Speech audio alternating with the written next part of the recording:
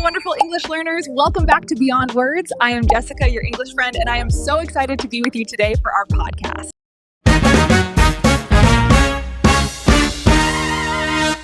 How was your week? Did you do your homework? Did you listen to a song? Did you find the word ain't? Did you sing in the shower? I bet you sounded amazing. I am proud of you for trying. In our last episode, we were rock stars. We learned gimme and lemmy. Today, we are packing our bags. We are talking about travel English. When you close your eyes and think of the word adventure, what do you see? Do you see the blue sky from an airplane window? Do you imagine walking on a strange, beautiful street? Or maybe, do you feel a little bit nervous? Maybe you are afraid of getting lost or saying the wrong thing. Travel is magical. It is how we open our eyes to the world. We all want to explore. We all want to taste new food and meet new people. But sometimes the world feels very big and we feel very small. That is okay. That fear is just excitement waiting to happen. In this episode, we are going to turn that nervousness into confidence. We are going to learn the words that will be your passport to the world. Traveling is beautiful, seeing new places, eating new food.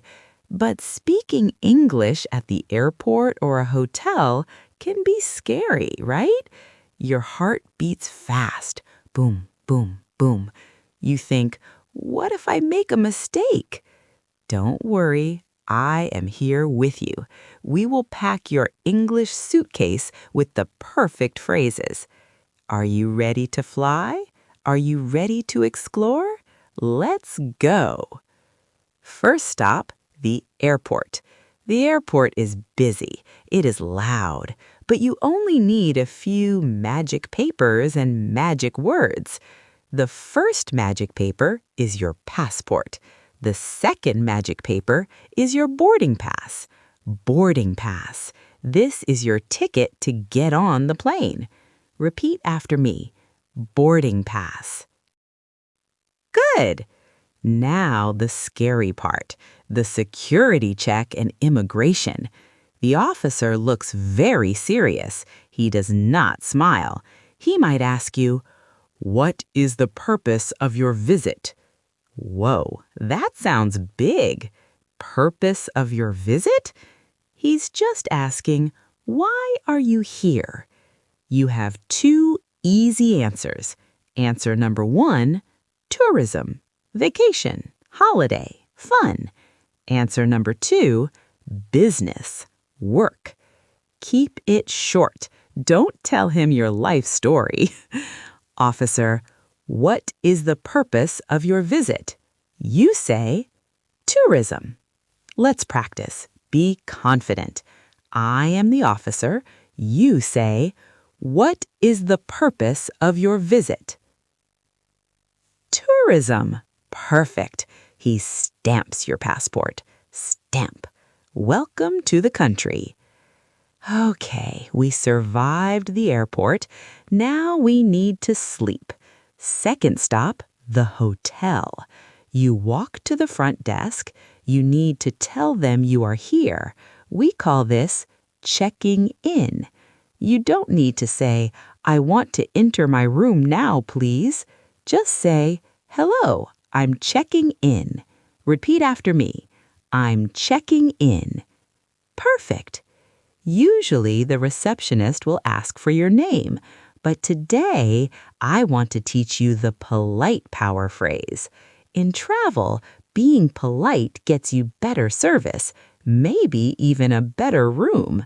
The phrase is, could I have? In a restaurant, could I have the menu? In a hotel, could I have a wake-up call? And the most important question for modern travelers, whisper, Important. Could I have the Wi-Fi password? Let's practice this. It is very important. Imagine your phone has no internet. It is a disaster. Ask me for the password. Start with, could I have? Ready? Go. Could I have the Wi-Fi password? Excellent. You are so polite. Now, sometimes when we travel, we get lost. You are walking down the street. You don't know where you are. You need help. Do not just shout, "Help!" That is for emergencies. To ask a stranger for help, we need a softener, a word that makes you sound friendly.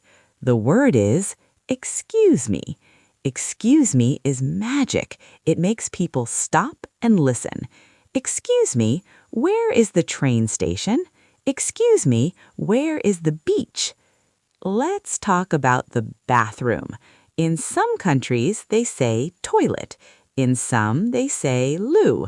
But the safest, most polite word in English is restroom. It sounds nice, a room to rest. So you're in a restaurant, you need to go, ask the waiter, remember our softener, excuse me, where is the restroom? Your turn, ask me. Excuse me, where is the restroom? Very clear, very natural. Okay, we checked in, we found the restroom. Now, let's go to the beach. Relaxing is important. But I have a secret for you, a lazy English tip for ordering food or drinks on the beach. You learned I want.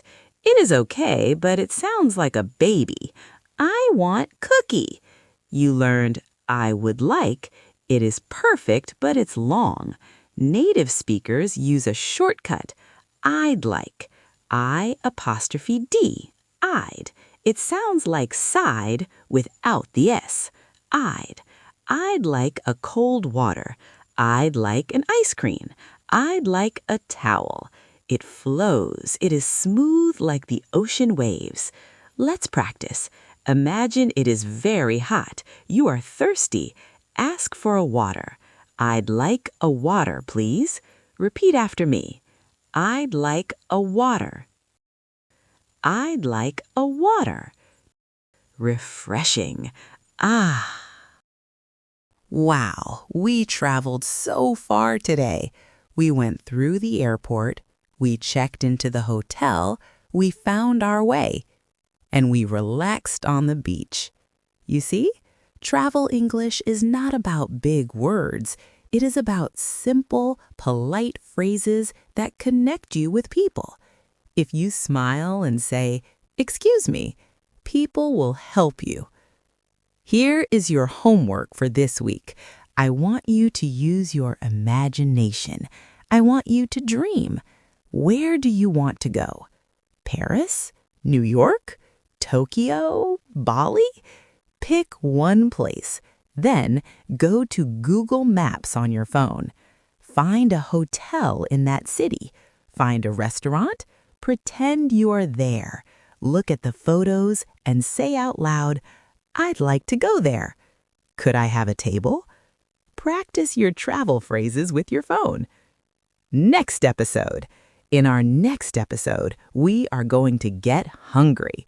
We are going to talk about restaurant English, how to order a steak, how to ask for no onions, how to pay the bill. We will learn it all so you can eat delicious food. Thank you for traveling with me today. I am Jessica, your English friend. Remember, the world is big, but you are ready for it. Take care, keep exploring, and I will see you next time. Bye-bye.